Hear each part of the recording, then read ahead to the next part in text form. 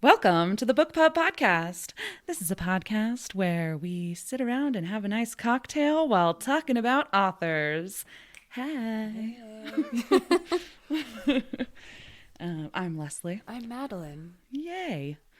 Yay, indeed. Yay, indeed. Yes. I love your face. Just yay, indeed. This is our second episode after taking a long break. Because technically Sylvia Plath we just posted. And It's true. even though it was recorded in July. Well, and it's been interesting because, we started this as a pandemic project, as many. And it's now that we're kind of like, it's ebbing and flowing and things are, I don't want to say getting back to normal, but things are reshifting. Yeah. And it's been interesting to see kind of what's sticking as far as pandemic projects go and what's not, and how to balance it all. Because I really did love everything I did during the pandemic. Silver lining. I loved that I became a huge, weird gardener and crafty person. And now it's like, oh, my plants don't get as much love. And it makes me a little sad. So now I'm like, okay, we got to find that balance. And I think it's the same with the podcast. It's life kind of started reshifting into quote unquote normal mode. Yeah. With us being in our shows for the summer. Mm-hmm.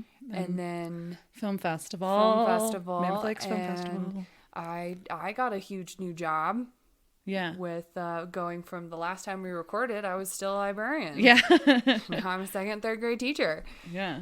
So it's just good. Yeah, it's good. It's just, and we've get back on a good routine. Yes. I think, because I don't want to give this up. Well, yes, and especially because I feel like for whatever weird reason, on the time that we took a break, we gained a bunch of new listeners. So hi, new listeners. Hi, new listeners. I'm gonna give a shout out to Michelle for sure, because I love her to pieces. Yes.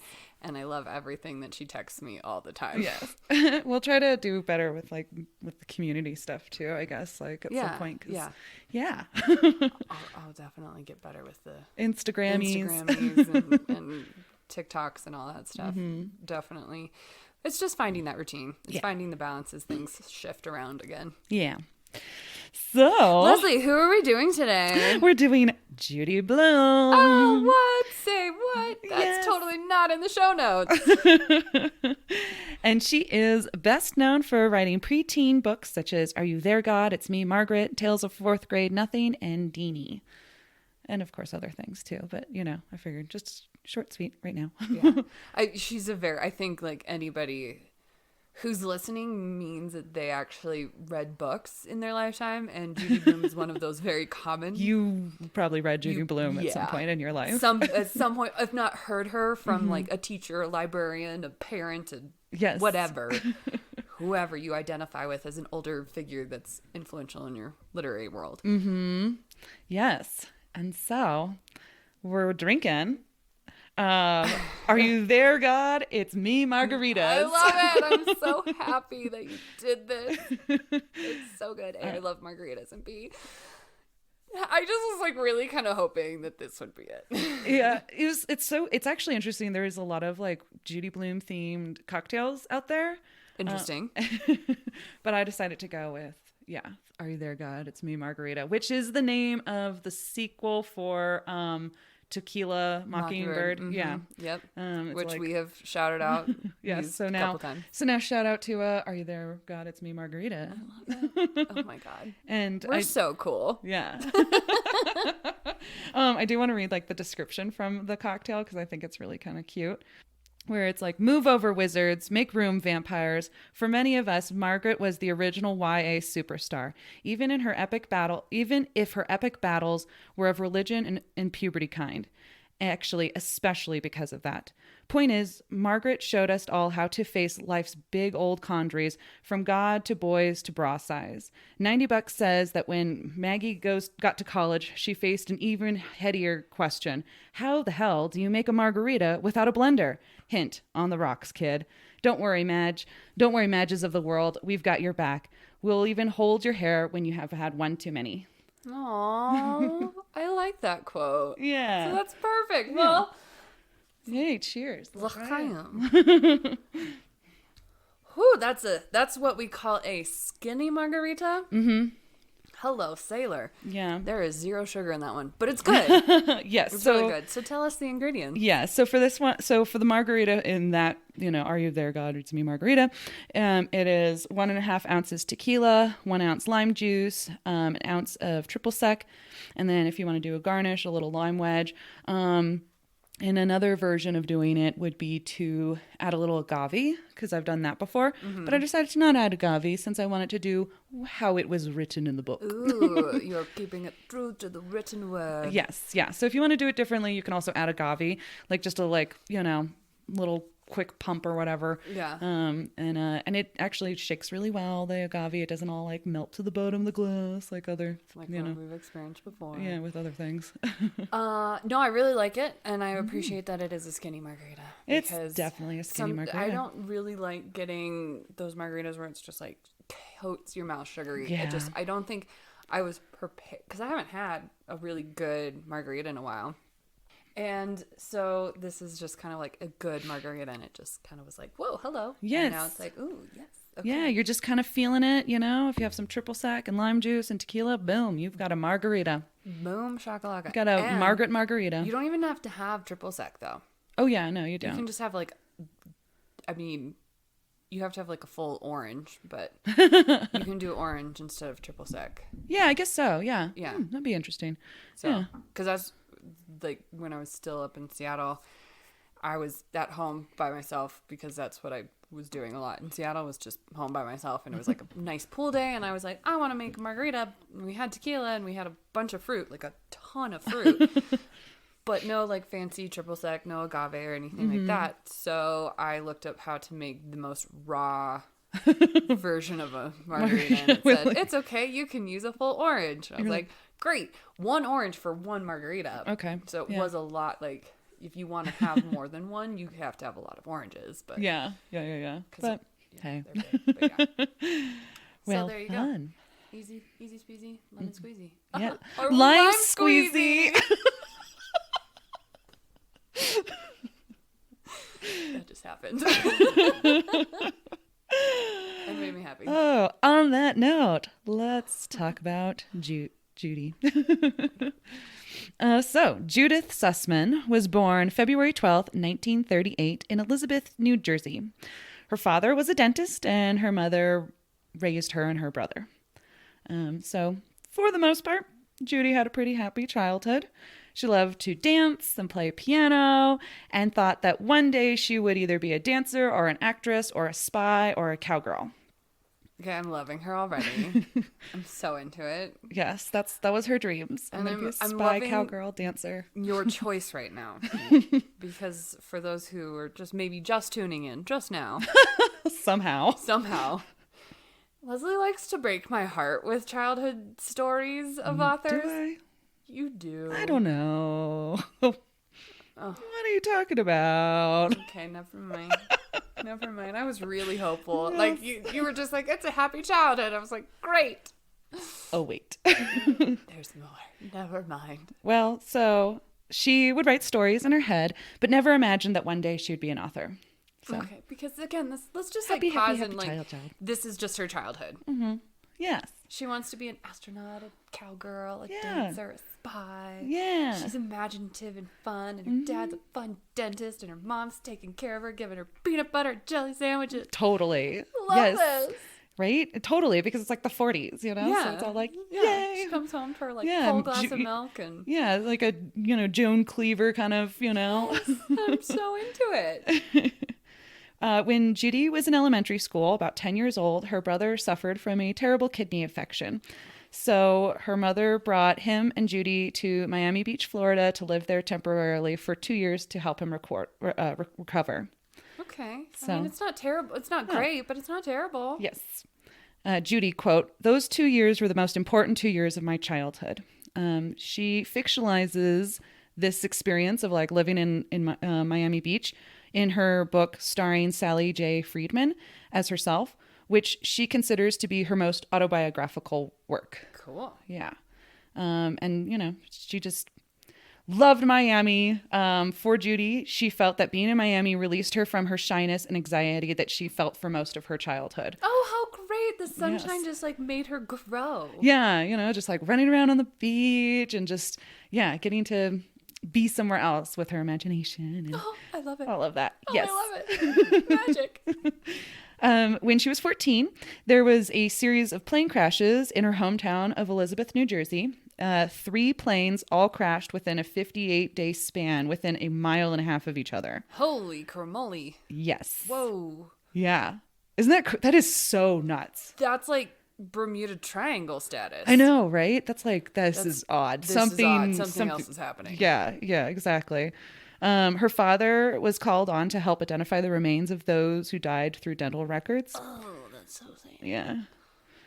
For the most part, Judy blocked out the memories of this until she recalled them for her fictional adult book In the Unlikely Event, which incorporates these events. It's not actually about it, but it's sort of about people in the area being affected by it or something. Okay. So, yeah. So Judy, quote, "For 35 years, we never talked about it. I never told anyone. I don't keep secrets, but this wasn't a secret.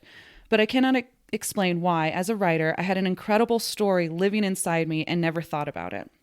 Okay. So it definitely must have affected her if she's sort of shoving it down in her memory, especially since she writes a lot about being a young adult. And then it's here is a specific instance that, she was very much exposed to death, her dad's, intimately involved with the situation and stuff like that. And she's like, oh, I didn't think about it until, I was much older. Yeah.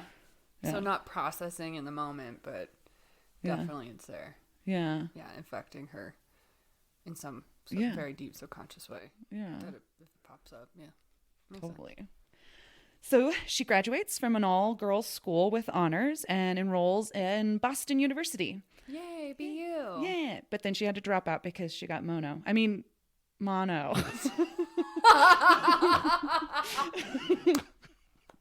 We live in Mono County, so I don't know how to pronounce that word anymore. The best thing that's ever happened. Because I hate it when they say mono for Mono County. Yeah. She got the other one, the one that's not our county. Mono. She got mono. Yes. What? She moved here? Judy! Can we be friends? Mm-hmm. Oh my Yes, God. she got the lake disease. She got the lake disease. Yeah. No. Hilarious. Mono. Oh, I laughed so hard. I gave myself a little bit of a stomach cramp. Oh, that's hilarious. Yeah. So she got mono. Oh my God. I can't not do it. Shit. Well, I mean, and if you look at the word, I'm going to do this side tangent. You can edit this out. I don't care, but this really makes me mad. So yes, mono is technically the, It's a Paiute Indian. Yeah, it's a Paiute name. Yeah. Right? But when you look at it, if you look at the word M-O, Yeah. what would you say? Mo. No. Yeah. You wouldn't say ma. Mm-hmm. You would say mo. Yeah. And then it's N-O. What is N-O? No. Mo. No. Mono makes more sense than freaking mono, which is where's that? But you think of Monday, so it's M-O-N, mon. Oh, no, mon. Oh, yeah. So, and then O, mono. Mono. Yeah. I don't know. Mono, Monday. No, Monday's not the same. Never mind. Yeah. Anyway, it's annoying as all hell to me. So yes. I've lived here now long enough that I pronounce it mono instead of mono. Stupid mononucleosis. Yeah. So she got that. So she had to drop out, but she ends up enrolling after, she gets better and everything, at New York University, where she meets John M. Blume, who is a lawyer. Ooh. Yes. And so they get married in 1959. It was her freshman year of college in the summer. Her dad ended up dying a couple months before they got married. Oh, that's sad. Yeah. That's really sad. Yeah. So her dad died. Then she gets married. Yeah. So good, bad year all in one. When you're she must be 19, 18, something like that. Yeah. Not a great year, but not a bad year. Yeah. Because you got married. Yeah. And she graduates with a BS in education. So, yeah. Okay. That is BS. Because Sorry, as a person who has a degree in education, yeah, I say that because with, again, with charm and wink. yeah, because again, she didn't see herself as being like a writer. She wasn't like, you know, an English major or anything like that. She's like, oh, maybe I'll be a teacher someday or something. You know, it's still like the 50s. You know, And you can also maybe I'll get be a wife and mother, and I'll need to teach my children shit. You know, yeah, Yeah. or become a school teacher because she obviously loved kids. yeah, With like what she gravitated to eventually when we know that she becomes a writer. But yeah. she likes kids, so she knew that that's what. Yeah, there was figuring some. it out. Mm-hmm. She's figuring it out. Yeah. So by the time Judy Blume is 25, she's already given birth to 2 children: a daughter, Randy, and her son, Lawrence or Larry. Larry. She refers to him as Larry a lot. So yeah. Larry. Yeah, Randy and Larry. Cute.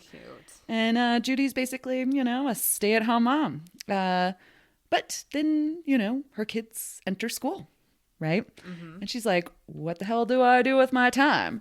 So she decides to take a couple writing classes at NYU. Oh, fun. Mm-hmm. Yeah, like, all right, they're in preschool. I'll go, you know, I want to write. And she absolutely loves it. She's just like totally falls in love with like the idea of writing. Oh, and so she spends most of the 1960s writing and sending her work to publishers and getting like many rejections.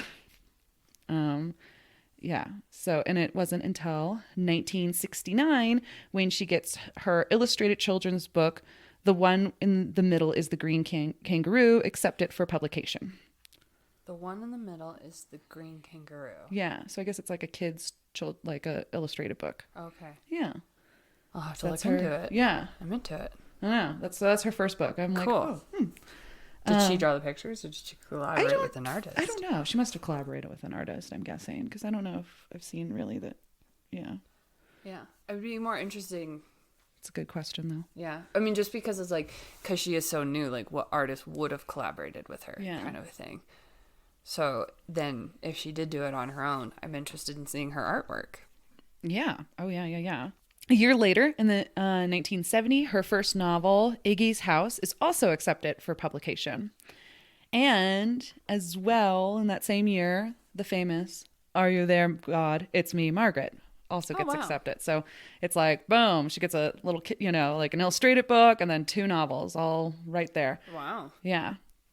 And, you know, Margaret ends up becoming like instantly a bestseller and establishes her as a leading voice for young adult literature, like right on the spot. Wow. Just like hits the ball out of the ballpark right there. Home run. Good go. Yeah. So the 1970s are a very prolific period for Judy. 13 of her novels out of, I think, 29, I want to say, is how many she's written. So 13 out of 29 of her novels were published in the 1970s, including Tales of a Fourth Grade Nothing, Deanie, Blubber, Forever, starring Sally J. Friedman as herself. I think there's another one. There's a couple. Anyway, there's a bunch, obviously. There's 13. Yeah. But those are like those big ones that, you know, people know. Yes.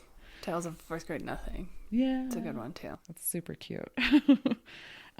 Judy, quote, I have never lost touch with childhood. Childhood is right there. It is. But you know, I always had an imagination and I always liked inventing people, making up people and what they were talking about. So that's, yeah. I mean, really good path for a writer. Very good path for a writer. Yeah. And like she talked about like playing with like paper dolls and stuff when she was like in high school, and people thinking like, oh, it's so weird, like, aren't you a little too old, you know, to be playing with paper dolls, you know, like the same as like kids, like if you were a teenager playing with Barbies or something. And she didn't see herself as like, oh, I'm just sitting here being like doot doot doot, you know, with the dolls. Like she saw herself as like making up like these intricate characters like for the, you know, the dolls and stuff, and like just really playing in her head. And so, you know, like she never saw herself as being a writer, but clearly like that's such a great background to have, you know, with your life to eventually then become a writer. Yeah. Yeah. That's cool. Yeah. Man, I wish I had that excuse for myself. I can still play with my dolls. You can still do it. What am I doing? Maybe I have a little bit of a Peter Pan complex for this one. But, you know, case Ross wrong. What made Judy's books stand out was that she explored issues that other YA novels at the time either ignored or were used as devices to teach teens. Instead, Blume's books focused on characters and the honest struggles we deal with when coming of age. It's this honesty that made her books bestsellers and also frequently put on the list of banned or frequently challenged books. Oh, goodness gracious, Great Balls of Fire. Her books are so innocent nowadays. Like, really? Yeah, right? So like, really? Just talking about puberty? Like, seriously? Yeah, right. Well, yeah. But yeah, so like for instance, Deanie is all about body image and dealing with parental expectations, but it's frequently banned from schools today because there's a couple of passages where Deanie talks about masturbating. And Judy Blume at one point even mentioned how like she talked to some librarian at some school who like the principal told the librarian like you have to take this off the shelf. It would be okay if it was a guy masturbating, but you know we can't have women. You know. Yeah, I know. And it's like, what? Like we can't be teaching girls about masturbating. It's okay if little boys know about masturbating, but no girls. No. Weird. Yeah. Which is like, but yeah, it does make sense. And like, ugh, that's always been the way things are. Can't talk about periods, you know? Yeah. Can't talk about female puberty, you know? Yeah. Yeah. So that's so weird. And that makes me feel icky. I know. Like, why is that wrong? Let little girls, you know, when they're at like 13, 14, let them fucking know about masturbation. Like, why know not? About their bodies and just the way they work and be okay with it. Yeah. No more taboo. Yeah. One of her top banned books is Forever, which she wrote in 1975 when her 13-year-old daughter told her that she wanted to read a book about teenagers who had sex but didn't die afterwards. Because that had been like every other... Wait. Say that again? It's who said who? What? So Judy Blume was talking to her 13-year-old, and her 13-year-old was all like, every time there's a book where like teenagers are having sex, they always die at the end. You know, I'd like to read a book that doesn't have teenagers dying after they have sex. And so Judy Blume wrote the book Forever, which is about these like two, like, I think they're in their senior year of high school and they fall in love and they're kind of dealing with the whole birth control and, you know, sex for the first time as teenager, you know, issue and stuff like that. And it's one of her most banned books because she talks about teenagers having sex and birth control, and the teenagers aren't punished in some like moral world, you know, after having sex. It's just young first love. I'm still reeling. I thought both of her children were boys. No, Randy's a girl. Randy's a girl. Yes. That's what's hard about certain gender neutral names. I was thinking two boys. Randy's a girl. So it's like, okay, so is Randy like wanting to know more about like girls and perspectives? Like, is this like something deeper? No. Okay. Yes. I was reeling from that still. Yeah. That's cool. I like that she took her daughter's perspective too and actually took it to heart and did something about it. Yeah. Like, that's really cool. Okay. Yeah. Let me rate that, you know? Yeah. And really, the number one reason her books get banned is because she is open about preteens and particular preteen girls learning about sexuality and masturbation and menstruation in a non-judgmental way. And people don't like when you're being non-judgmental about those things with children. That's so which weird. is kind of funny. Yeah. So it's during this high in her career that she and John Blume get a divorce in 1975. But then she met a physicist named Thomas A. Kitchens, and they got married in 1975 and then divorced in 1978. Oh, couldn't have seen that coming. Bye, Thomas. Bye, Kitchens. A physicist? Yeah. I just feel like a writer and a physicist, the brain chemistry would be so different. Yeah, it'd probably be a little bit of like opposites attract, and then it'd be like, oh, we don't have much maybe to talk about. I don't know. Right. Yeah, we exhausted all of the topics in like 3 years, and now we're ready to be done. Yeah, we're done.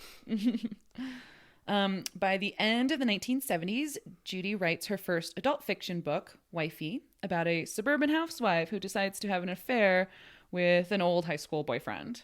Oh. Yeah. So Judy, quote, When Wifey was published, some people thought I would never write another children's book. Some thought I had written a real book at last. Some were angry that I hadn't used a pseudonym. Others that I had even had such thoughts. Plus, I began to hear from old boyfriends and those who want it to be. Oh, I love that. Hey. Yeah, hey girl, hey. So you wrote this book. Yeah. Can I get in on this? Yeah. Like, can we make this real? Writing her like these letters, like the 1970s version of like sliding in the DMs. Yeah, just all of a sudden, like, you write this like story and it's just like DM just pops up. Oh, I wonder if she's talking about me. Like, I know. And does she fantasizing about having an affair with me? Is it me? It's like, as Carly Simon said, you are so vain. You probably think this book is about you. It's a good reference. I'm glad you went also there. the 70s, right? Yeah. Something? Yeah. The 80s? Oh. 70s, 80s? Yes. I love it. That was a good reference. Ooh, I want to read Wifey now. Yeah. Yeah, and it's like... If it caused such a stir among her personal life, like, Yeah. it must have been like, oh, hello, steamy. Yeah. Yeah. So, first finally wrote an adult book and people were like, oh my God, because Daniel is like a children's book author. But yeah. And Wifey ended up being a New York Times bestseller along with her next adult novel titled Smart Women. And I forget what Smart Women's about, but, it exists. Right there. It's on the floor. On your floor. I was going to say right there on your floor. It's there. The title is yelling at me. So it's in the 1980s when censorship becomes a big political point in America after Ronald Reagan gets elected. And it's as if overnight, all of those wanting to ban Judy Blume novels became organized and quadrupled within a couple of months. Like, she's just constantly hearing about, like, this book's getting banned and nobody wants to really, like, have these books in, like, schools and libraries and this and that. Like, all these things that were written, like, 10 years ago, And it's like, wait, why now? So Judy, quote, I believe that censorship grows out of fear, and because fear is contagious, some parents are easily swayed. Book banning satisfies their need to feel in control of their children's lives.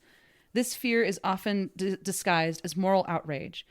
They want to believe that if their children don't read about it, their children won't know about it. And if they don't know about it, it won't happen. Yeah. Thoughts? It's like...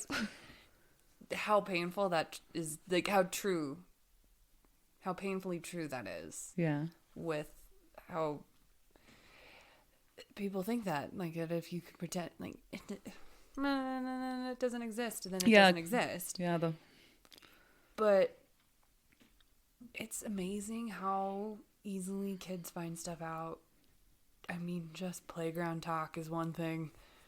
It's incredible. Yeah, and it's holy crap, is it incredible. All right, and it's like, if you are able to kind of, like, it's funny to control things through censorship, because then you absolutely lose the control when people find another way around something, or like, learn about something. Because, like, censorship came because, you found something, too sexual or too violent or too, whatever it is, or you just don't like the topic, you don't like the language, and so then people will be exposed to those things at some point.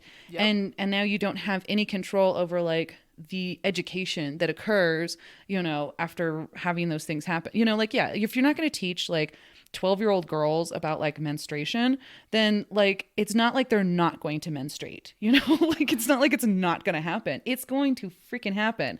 Like, that's just... And then if they're like, not aware and they're scared and alone, and, like, it's terrible. Yeah. I mean, I think it should happen before 12. Yes. Because it commonly happens at 10, 11. Yeah. Like, Tina Fey in her autobiography, she talks about how, like, her mom never talked about menstruation, just, like, gave her a bunch of pads and stuff like that and was like, well, you'll need this at some point.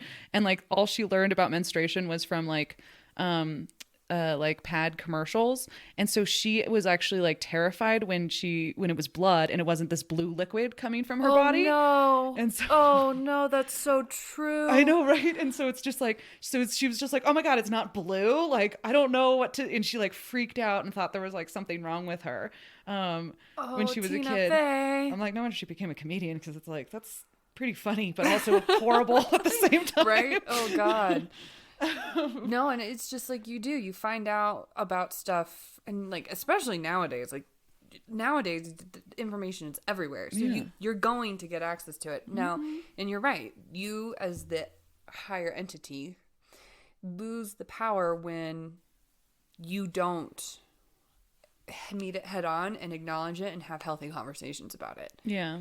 Otherwise, it becomes terrifying, and when people are scared, they react in animalistic type ways, anger, lashing out, all that stuff, and yeah, it's bad. It just kind of bites you in the butt instead. Yeah, exactly. So yeah, she has a lot of really good things to say about censorship, because now for the first time in her career, she became very much aware of how controversial her books were, or are in some cases.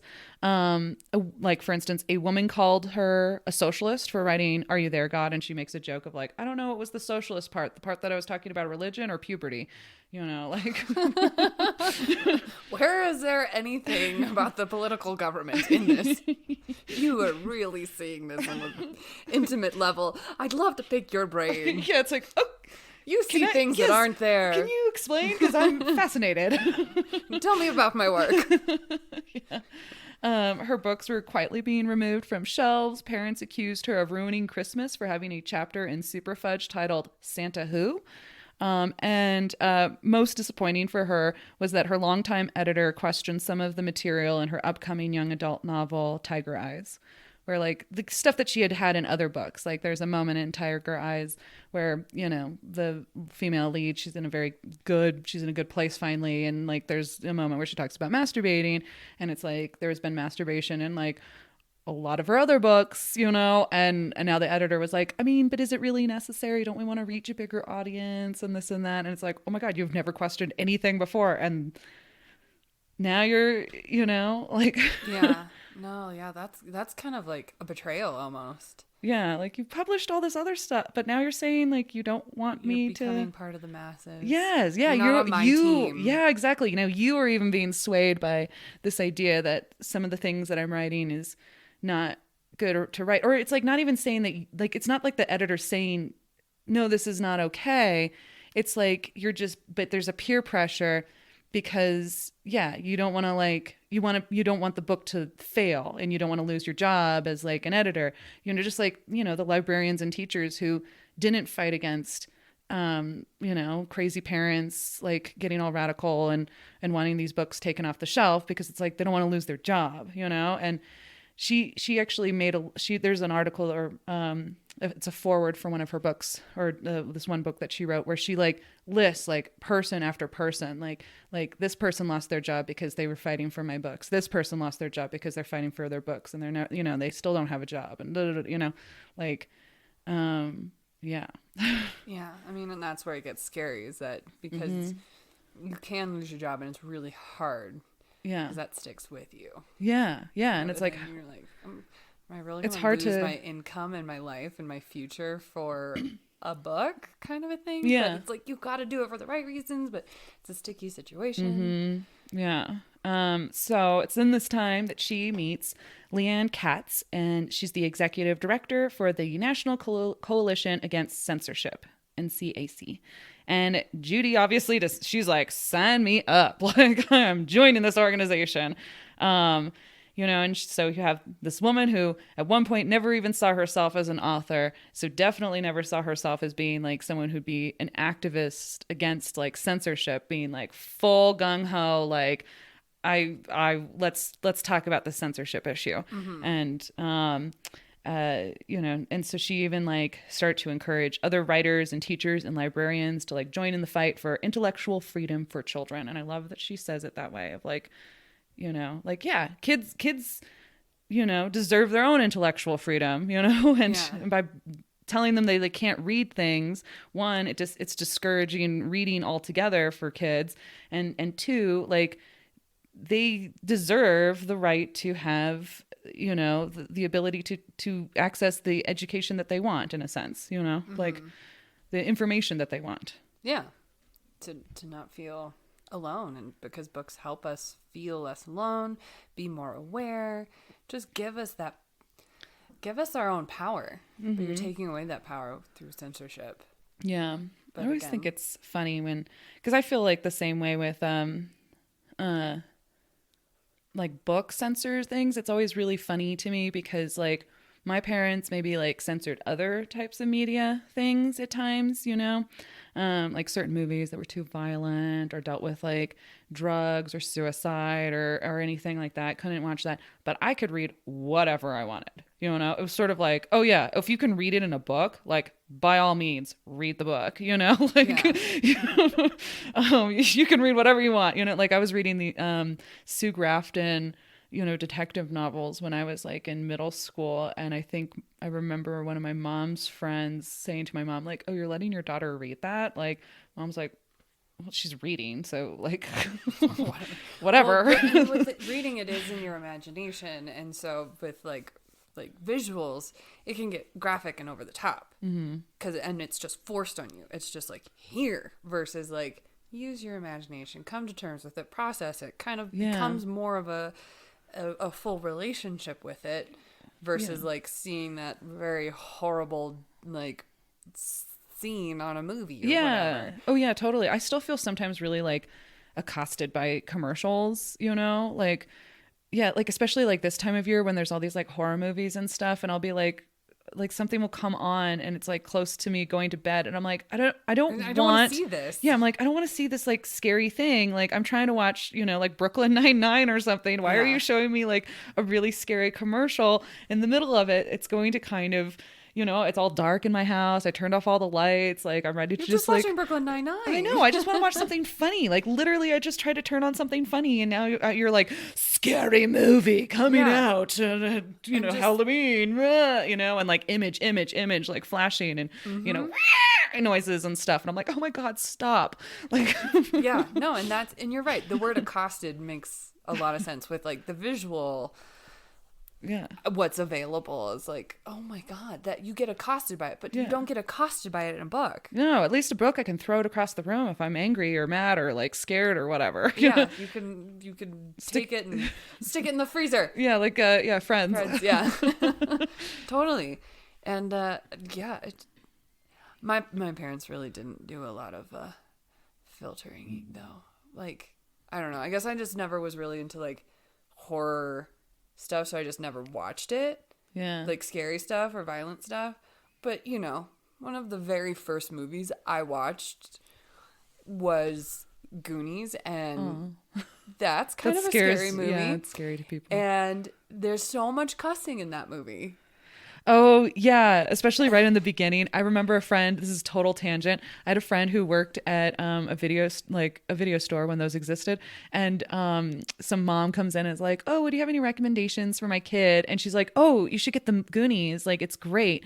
And the mom comes back and like slams the video on the counter, and she's just like, they say these many words in the first 5 minutes and this and that. It's a terrible movie. Why did you recommend this? And my friend's like, I seriously do not remember that when I was a kid. Like, like what? Like, oh, I just remember like fun adventure, you know? I was listening to the word shit because they say it like 30 times in the first 5 minutes. Yeah, they break off the penis and my mom's letting me watch this at like 7-8 years old. And so, but then her rule was if we ever were to cuss, we had to be quoting a movie. So that's the lack of censorship. You could even like cuss in real life as long as you were quoting a movie. Nice. And my one friend took so much advantage of this. Like every time he'd be like, shit, damn it, fuck, whatever. And she'd look at him and he'd go, quoting a movie.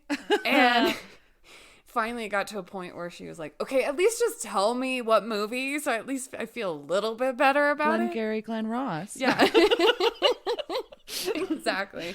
Follow it up with coffee is for closers. I just, yeah. So just like that, like, you know, that level of like just filtering, you hear it anyway. Yeah. And you think about it too, like, yeah, a lot of the movies that the kids are watching, especially even in the 80s too, like when censorship was happening, like a lot of the films, like you've got a movie from the 70s, Halloween, and you know, there's so much breasts shown in that movie. Yeah, it's but that's R. It's not for kids. Yeah. Or it might even be NC-17 or something. No, it's probably just R. It's R.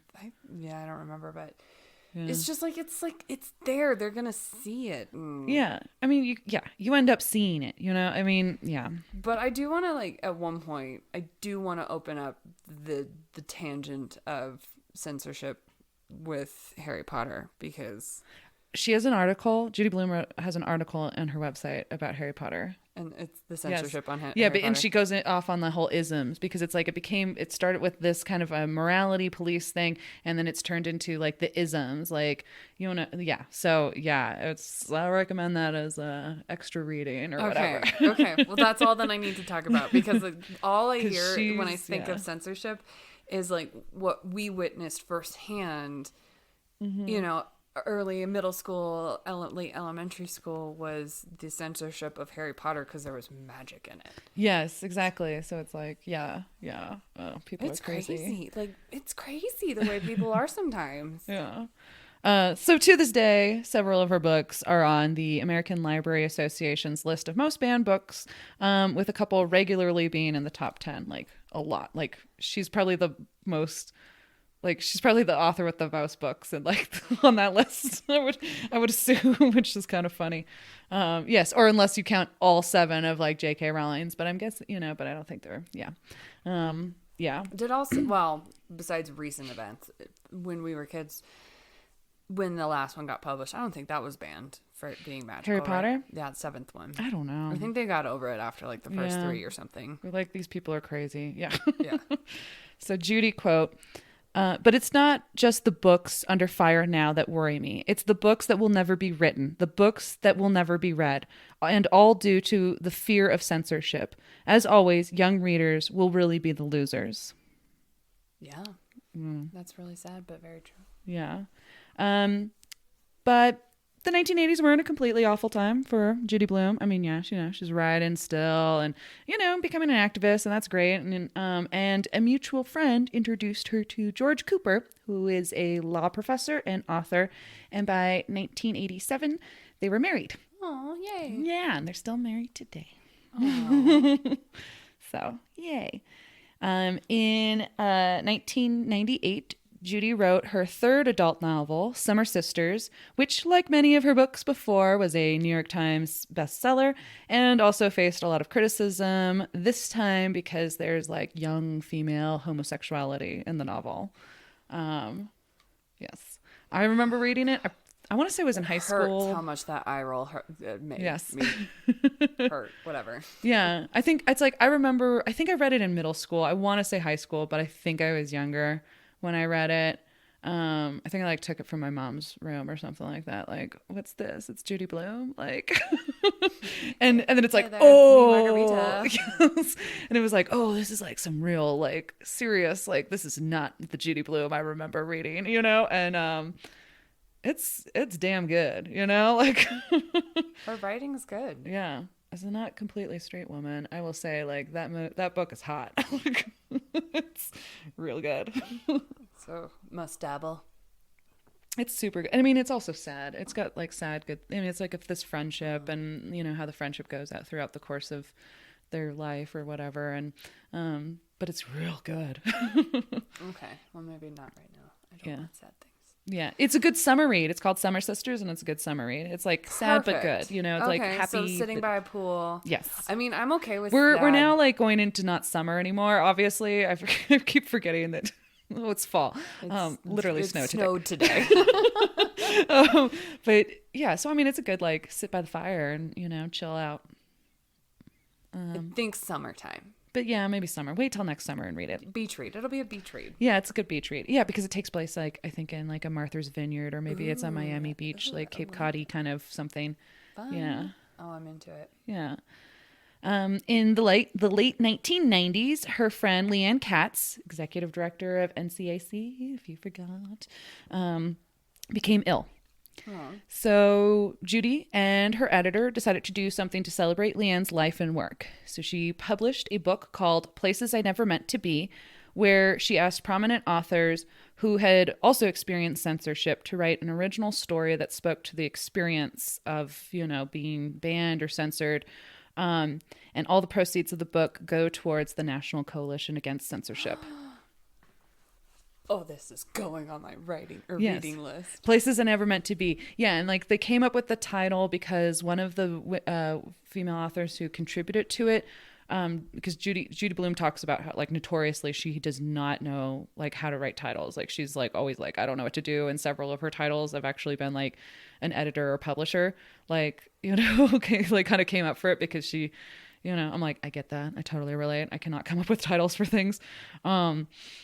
And so some friend of her was well, the whole thing with censorship is that it's almost kind of walking into a room that, it's the best characters, the best stories are, you have characters who end up in a situation that they didn't mean to be in, and that's what it's kind of like when, you are being confronted with all of this,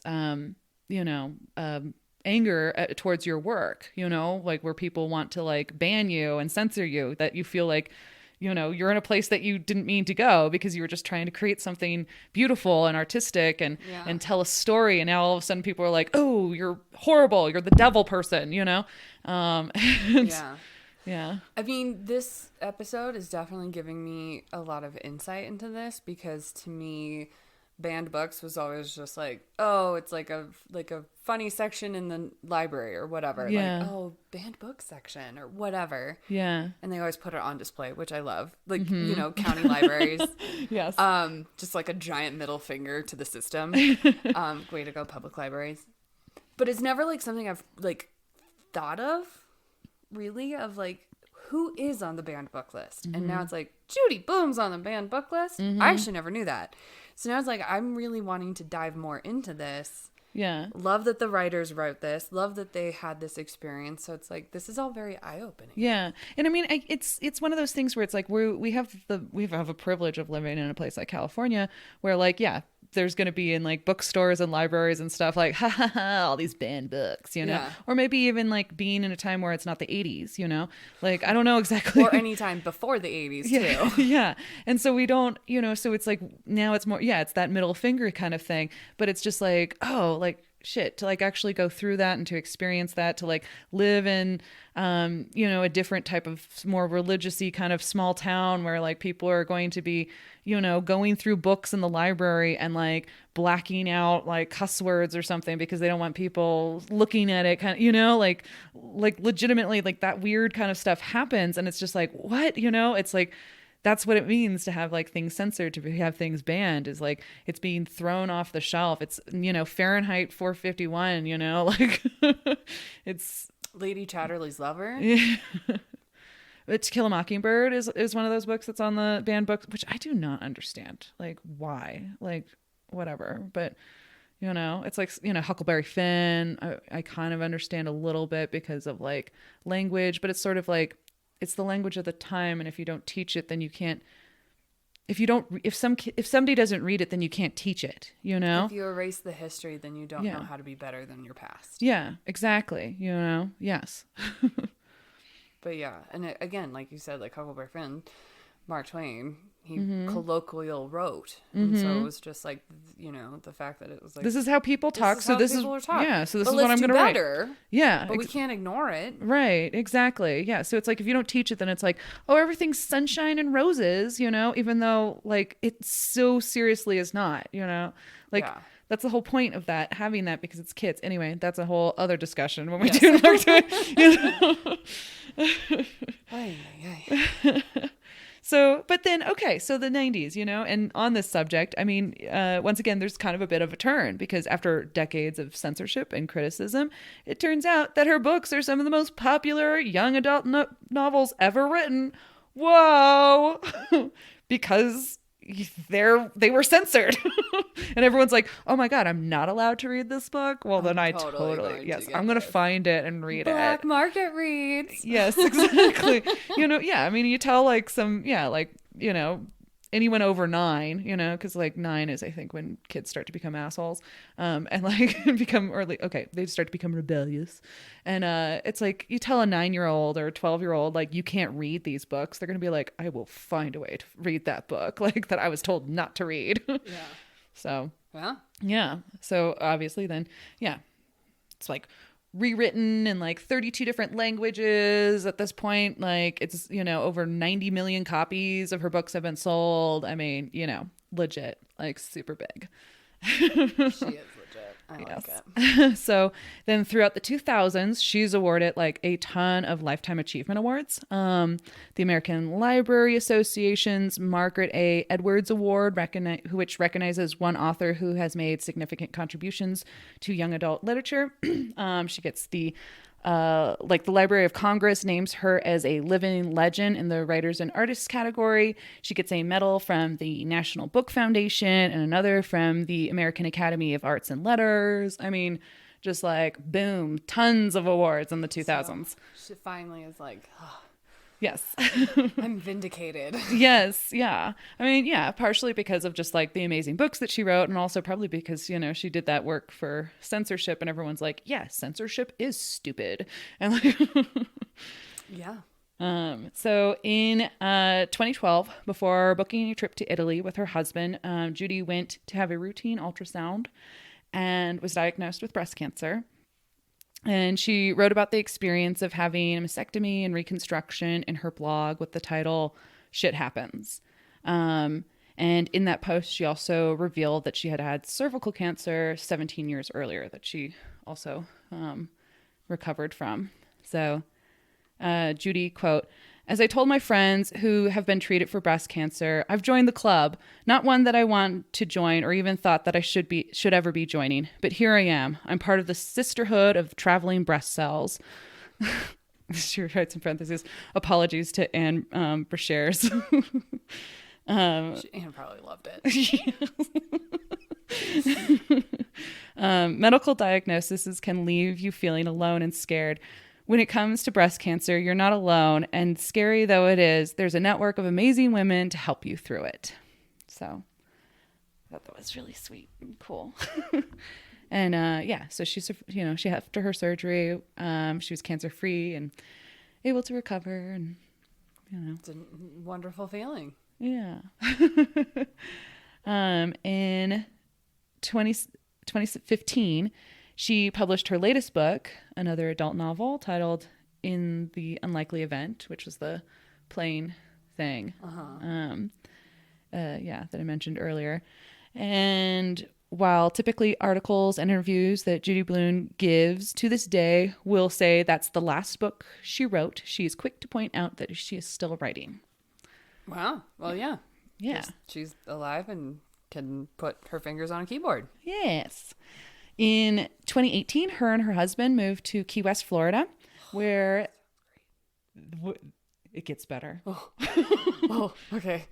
Where they opened a nonprofit bookstore titled Books and Books, where for the first few years at least, she and George would spend their days working there and, of course, occasionally signing customers' copies of her books that would come in. Oh, how fun! I know!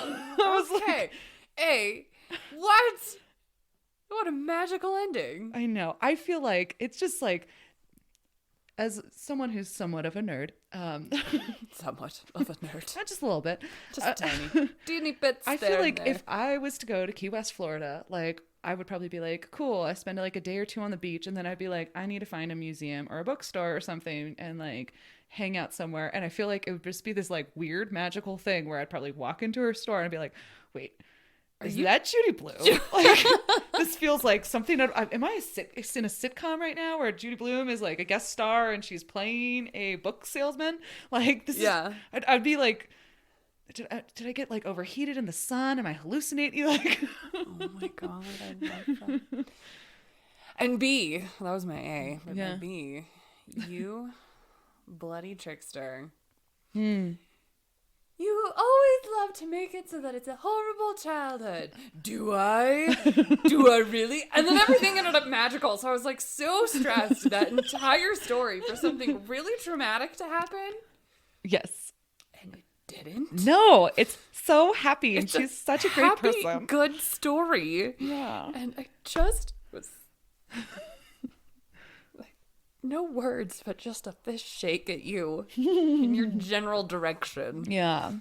I mean, she actually, there was a quote I read of hers where she's like, everyone thinks my life is just cupcakes, but it's not, you know? And so, I mean, obviously, you know, she's had things, but it's like, it's not Nobody's life is cupcakes. Yes. But you've also done ones where their mother was murdered when they were a child. Yeah, and that's true. You know, like beatings and just like horror stuff. Stabbing the wife and Yeah, so alcoholism. And yeah, you know, this one blowing up boats. and compared to every single other one you have done, I know. This is why it's like very nice. It's This like was pleasant. this was really nice. This was pleasant. This Judy's was a so total fun. like let's sit around and drink margaritas and talk about Judy Blume. I love it. It was perfect. Censorship and I know, and it's like for having, I mean, like I think about like Lenny Bruce, you know, and like he's like such a hero and stuff, and he dealt with a lot of the obscenity and censorship and all of that kind of stuff. And it's like, you know, you think about the progress, you know, and all the and other people who Abby Hoffman and Larry Flint and like all these people whose lives are absolutely like devastatingly destroyed because of like court cases and things that have to do with censorship and obscenity laws and all of that. And it's like, it's kind of nice in a sense to see that like Judy Blume's life was not irreparably destroyed, you know, it wasn't just like completely damaged, you know, and she was able to be a fighter for freedom of speech in a way that like, you know, it didn't wreck her. It didn't wreck her, but the people you named, not the most stable people to begin with. Yeah. So, yeah. Because Larry, we both watched that documentary. Yeah. He was a little crazy. Oh yeah, he was totally nuts. He was kind of insane. Yeah. So And yes. Lenny Bruce also a little Yeah. on the rocking horse. Yeah. Not like stable people. But like they also were Judy. just like constantly, you know, harassed with not just like by other people, but also by like the government harassing them. Yeah. And Judy wasn't harassed by the government. At least at this point, it wasn't like, in some ways I could almost see like if somebody wrote a book about like kids talking about, you know, abortion or something being banned from Texas and that person being like brought to court in Texas because of all the recent stuff. You know what I mean? Like where it's just like, I could honestly see that potentially happening, which is so crazy because I feel like we shouldn't be living in that kind of world anymore. And maybe we don't. Maybe instead it's just, we have the parent organizations go after these book people and we're done, you know, and we leave court stuff to pornographers and comedians, I guess, and not children's authors.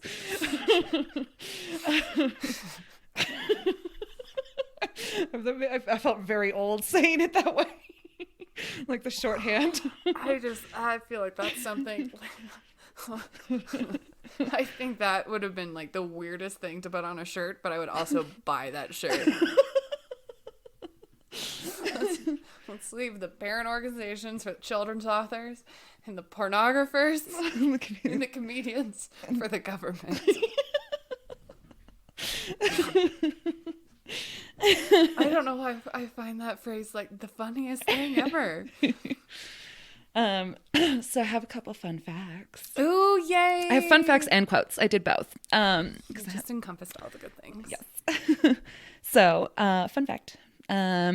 The character of Fudge in Tales of Fourth Grade Nothing and, you know, the subsequent novels is based on her son, Larry, as a toddler. Aw. Yeah. Fudge. Larry. Yeah. Oh, really weird name.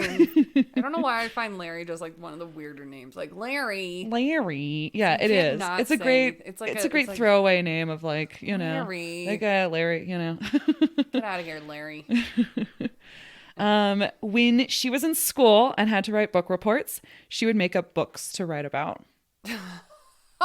That's amazing. Yeah. Yes, please. I feel like you should get extra credit for that. Yeah, like Hands down. like, okay, so this book is called Dog and Dan, and it's a book about this dog and who meets a man named Dan, and I found it very fascinating because of the alliteration, and thank you. this is speech now too. Thank you. I'm like, I love that. I mean, that's a time when you can do that because your teacher can't get on their phone and be like, I haven't heard of this book. Let me Google it. This book doesn't exist. This child is making things up. Well, also in truth be known, even if I were to receive that kind of a paper, I'd be like, totally, great, got it. That's a book. Because there's so many kids books now. It's like, I can't keep track of. Oh, yeah, they Larry, wrote, okay, yeah. the dog and Dan. Yeah, Larry the dog. Here's a book about Larry the dog. I'd be like, yeah, okay, I think I saw that once. Great. Star. Perfect. Move on. I've got 19 more stars to do. Yeah, exactly. Yeah, you spelled things correctly. You kind of made your point. Whatever. Yeah. You know? You put a period at the end of the sentence and you started with a capital. I know. Great. No wonder she Move kind on. of ended up with lawyer people because, like, being able to argue, like, nothing, Yeah. is kind of the best thing that you can do as a lawyer. And she was doing that when she was a child. Like, Yes, she was basically lawyering herself. Her son Larry is now a film director. He even directed a version of Blume's novel Tiger Eyes. And her daughter Randy, I love this so much. Randy is a therapist who also helps writers complete their works. Oh, how She like fun. specializes in that. So it's like, I guess, like a therapy version of helping you Therapy, get your creative novel. writing. I'm like, let me get her number. Like, Because you have your novel finished. I know. I'm like, you just need to do the other I should talk things. to. I'm like, I want to talk to Randy Blume. Yeah, 'cause yours is done. You just have to do like the I just edits need and to, put it yeah, together. yeah. And, so, yeah, I was like, Randy Blume, please call me. Okay, so quotes. I'm obviously going to go with the censor one again because so quote, censors never go after books unless kids already like them. I don't even think they know to go after books until after they know that children are interested in reading this book. Therefore, there must be something in it that's wrong. I kind of like that quote. Yeah. Of like, what? These children? There must be something wrong. Let's ban it. Let's ban it. I feel like that's a cartoon. Mm-hmm. Like a big like cigar hanging out of the mouth, kind of like a like Yes. classic cartoon, scary villainy look. Yeah. Big fat, very just What? circles Oh, everywhere. yes. And then, okay, this is a quote to put on a mug. Okay. Oh, I'm excited. Yes. The truth will make you odd. Oh my god. Yeah, Judy. Oh my god. The truth will make you odd, and then do on the other side the X-Files quote, the truth is out there. Yes. Or like on Truth the is out there. bottom. Yes. Or like on the bottom. So it's like the truth will make you odd, and then Yeah. you take a sip and the truth is out there. Yes, exactly. So when you find it, you'll be odd too.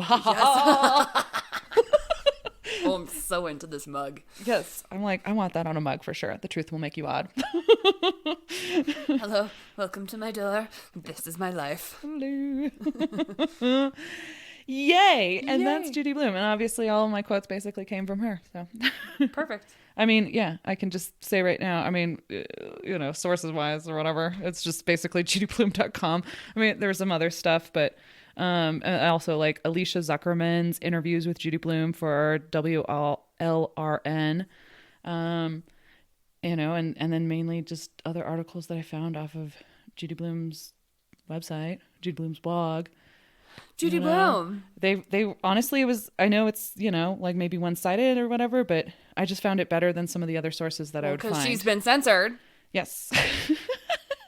I mean, yeah, like, and everything, it's like, yeah, everything else, like, I mean, it all synced up properly. So I'm like, judyblume.com was basically my, It's perfect.